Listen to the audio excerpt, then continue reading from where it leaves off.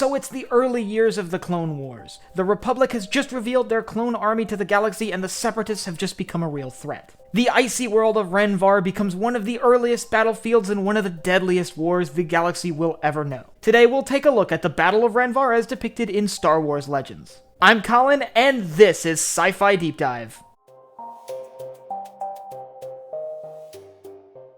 Remember, if you enjoyed this video, to head down below and hit that subscribe button. So as I mentioned before, this battle is actually not in canon. It appeared primarily in the Legends video game Star Wars The Clone Wars from 2002. But it's one of my personal favorite battles from Star Wars Legends, so I figured I might as well talk about it. So, as I said in the opening, this battle is from the very early days of the Clone Wars. The first phase of the battle ends in an abrupt Republic retreat. The Separatists carry out a massive surprise attack against Republic forces that are stationed on the planet of Rhen Var. Jedi generals Anakin Skywalker and Obi-Wan Kenobi utilize an LAAT gunship to round up Republic forces and help them evacuate off-planet. With the Republic retreat, the planet is simply abandoned to the Separatists. But that's not where the battle ends. At this time, there is a crisis going on called the Dark Reaper Crisis. A Separatist superweapon is being developed that would pose a serious threat to the Jedi generals within the Republic's military. After Jedi Knight Anakin Skywalker encounters the effects of the Dark Reaper firsthand on Kashyyyk, it's discovered that the secrets to withstanding the effects of the Dark Reaper were only known to one Jedi in ancient times. A Jedi Master who had fallen to the Sith. Master Ulic Qel-Droma. And to make things worse, his tomb with all of his secrets is located on Rhen Var. It is at this point that the decision is made that an attack on Rhen Var must take place. Thus, the real Battle of Rhen Var can commence. With the Separatists holding the planet, the first stages of the battle are a Republic offensive.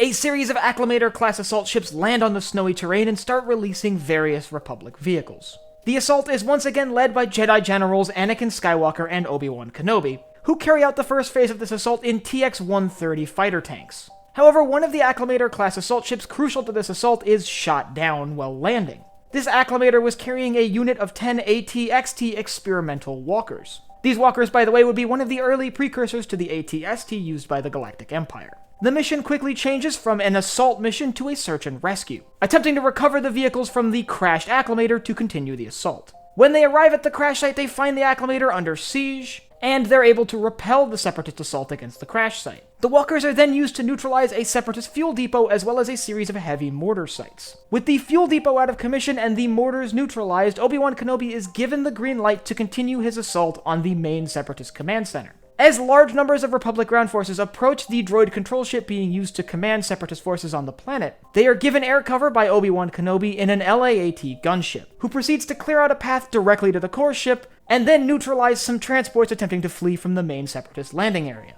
With the droid control ship under Republic control and Separatist forces trapped on the planet, they are quickly able to mop up remaining Separatist resistance. The intelligence gained from Ulic Qel-Droma's temple allow the Jedi to withstand the effects of the Dark Reaper, and ultimately put an end to the Dark Reaper crisis. But that's just in Legends. In canon, the history of Rhen Var is not very fleshed out. In canon, there was a Republic outpost on Rhen Var, however, unlike in Legends, there's no evidence that it was ever attacked.